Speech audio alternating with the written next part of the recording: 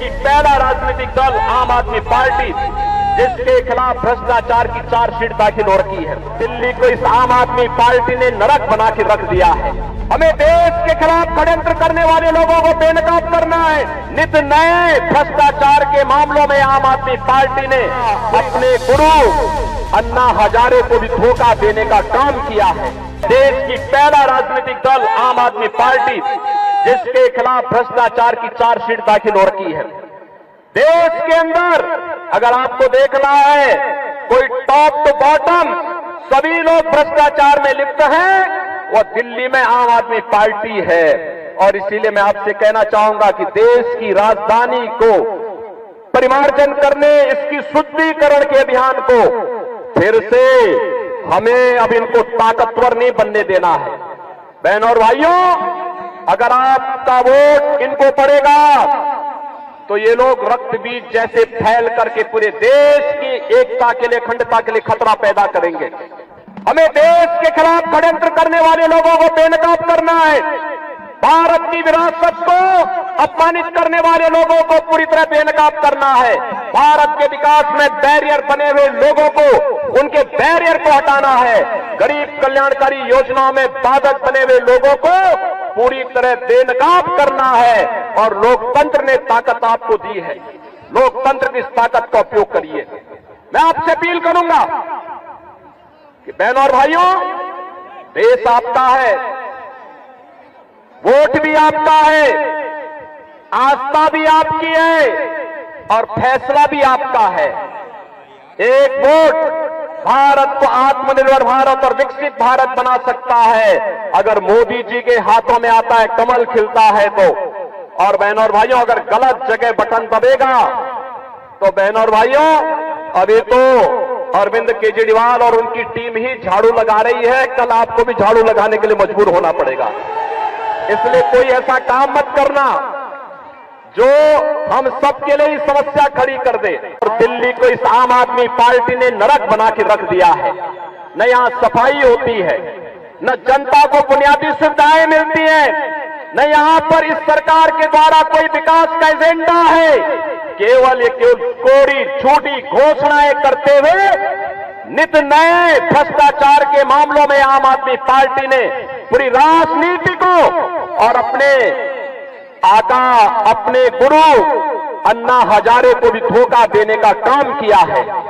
ये वही लोग हैं जब दिल्ली मेरठ 12 लेन के एक्सप्रेसवे के निर्माण का कार्य हुआ था, दिल्ली की आम आदमी सरकार ने कहा कि हम कोई सहयोग नहीं करेंगे, यानी इंफ्रास्ट्रक्चर के लिए उन्होंने मना किया। और इसके लिए भारतीय जनता पार्टी की केंद्र की सरकार को, मोदी जी को, गडकरी जी को कोर्ट में जाना पड़ा। फिर कोर्ट को कहना पड़ा कि सरकार पैसा दे। भारत सरकार ने कहा पैसा हम देंगे, ये सहमति तो दें, लेकिन उन्होंने अपना शेयर दिल्ली की आम आदमी पार्टी की सरकार ने नहीं दिया। ये रैपिड रेल बन रही है। मुझे याद है 2017 के पहले मेरठ से दिल्ली की दूरी 4 घंटे में तय होती थी। आज रैपिड रेल बनने के बाद मात्र 45 मिनट में आप इस दूरी को तय कर सकते हैं, मोदी जी के कारण। लेकिन रैपिड रेल के लिए भी आम आदमी पार्टी की दिल्ली की सरकार ने रोड़े अटकाए थे। सरदेव अटल जी के समय में इस दिल्ली के अंदर मेट्रो का कार्य हुआ था और मेट्रो के मार्ग में भी आम आदमी पार्टी यहां पर जगह जगह बैरियर लगा करके उस कार्य में बाधा पैदा करती रही। दिल्ली के अंदर कोविड के दौरान आम आदमी पार्टी की सरकार, जितने भी दिल्ली के अंदर कामगार थे, श्रमिक थे, प्रवासी नागरिक यहां रह रहे थे, इन लोगों को माइक ले लेकर के बार बार करके धमका करके बाहर कर रही थी। इनके पानी के कनेक्शन काट रही थी, उन्हें उनके राशन कार्ड को जमा करा रही थी। और दूसरी तरफ मोदी जी के नेतृत्व की सरकार है, भारतीय जनता पार्टी की सरकार देश के अंदर 80 करोड़ लोगों को फ्री में राशन की सुविधा उपलब्ध करवा रही है। बहनों और भाइयों, अब तो यूपी, बिहार या उत्तराखंड या देश के किसी भी कोने से कोई व्यक्ति अगर दिल्ली में कार्य कर रहा है, मुंबई में कार्य कर रहा है, बेंगलुरु में कार्य कर रहा है, one nation one ration card की व्यवस्था लागू हो चुकी है और कार्ड अगर यूपी में बना है तो आप दिल्ली में उस कार्ड से राशन ले सकते हैं। यह सुविधा भी आज हर भारतवासी को one nation one ration card के माध्यम से मोदी जी ने उपलब्ध करवाई है। एक तरफ भारतीय जनता पार्टी है जो देश को सम्मान भी दे रही है, सुरक्षा भी दे रही है, विकास के बड़े बड़े कार्य भी कर रही है, गरीबों के कल्याण के लिए भी कार्य कर रही है, सरकार भी कार्य कर रही है और सरकार के सांसद और सरकार के जुड़े हुए जो जनप्रतिनिधि हैं वे भी जनता जनार्दन की सेवा के लिए अपने आप को समर्पित भाव के साथ कार्य कर रहे हैं।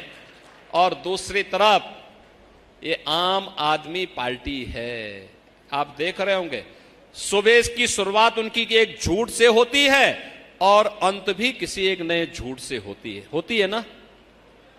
मुझे एक बात बताओ, आम आदमी पार्टी का गठन किसके लिए हुआ था? इसका गठन हुआ था अन्ना जी के अभियान से। अभियान था भ्रष्टाचार के खिलाफ और वह आंदोलन था कांग्रेस के खिलाफ, था ना। आज उसी कांग्रेस को अपने गले का हाथ एक साथ मिलकर के अब देश को लूटने के लिए चले हैं। देखो दिल्ली को तो तबाह कर दिया जी। देख रहे हो ना दिल्ली में कितनी गंदगी रहती है, कितनी दुर्व्यवस्था है, कितनी अव्यवस्था है, किस प्रकार की अराजकता की स्थिति है। क्या बना दिया इन्होंने देश की राजधानी को। बहनों और भाइयों, इस प्रकार की सस्ती राजनीति होगी। मूल्यों और आदर्शों से इतर हट करके लोग देश की कीमत पर राजनीति करना चाहते हैं और कहां ले जाना चाहते हैं इस देश को।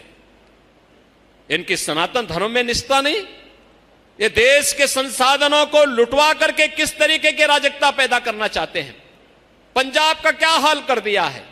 आज वहां सारे माफिया, सभी अपराधी, बड़े बड़े गैंगस्टर फिर से खड़े होकर गैंगवार शुरू हो गया है।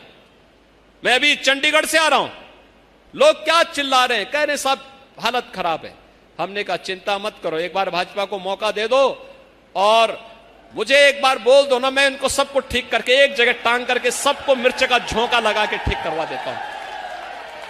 आपने देखा होगा यूपी के भी माफिया को, यूपी के भी बड़े बड़े माफिया को ये लोग ला करके पंजाब में ठहराए थे। मैं सुप्रीम कोर्ट तक लड़ा और सुप्रीम कोर्ट से लड़ करके उसको वापस ले गया और अभी वह भी राम नाम सत्य हो गया।